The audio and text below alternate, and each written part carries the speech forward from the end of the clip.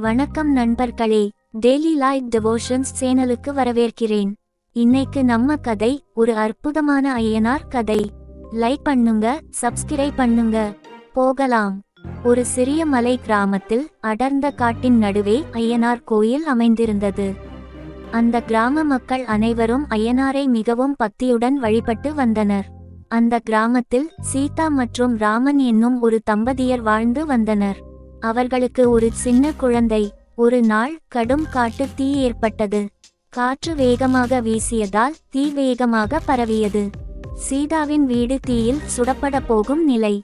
அப்போது சீதா ஐயனாரை மனதார வேண்டினாள். ஐயா, என்னை காப்பாற்றுங்க. அடுத்த கணம் காற்று வேகம் குறைந்து தீ அவங்க வீட்டை தொட முடியாமல் நின்று விட்டது. சீதா மற்றும் அவங்க குழந்தை காப்பாற்றப்பட்டனர். அந்த அதிசயத்தை பார்த்து கிராம மக்கள் அனைவரும் ஐயனாரை ஸ்தோத்தரித்தனர். அன்று முதல் அந்த கிராம மக்கள் ஐயனாரை இன்னும் அதிக பக்தியுடன் வழிபட ஆரம்பித்தனர். ஐயனாரின் அருள் அவர்களுக்கு எப்போதும் உண்டு என்று அவர்கள் நம்பினர். அந்த அதிசய நிகழ்வு தலைமுறை தலைமுறையாக கிராமத்தில் சொல்லப்பட்டு வருகிறது. இந்த கதை நமக்கு காட்டுறது என்னன்னா, உண்மையான பக்தி மற்றும் நம்பிக்கை எப்போதும் காப்பாற்றும். கஷ்ட காலத்துல நம்ம குலதெய்வத்தோட அருளை நம்பி வாழ்ந்தா நல்ல நடக்கும். இந்த வீடியோ பிடிச்சிருந்தா லைக் பண்ணுங்க, ஷேர் பண்ணுங்க, சப்ஸ்கிரைப் பண்ணிடுங்க. நிறைய அருமையான கதைகள் வரப்போகுது. நன்றி. பாய்.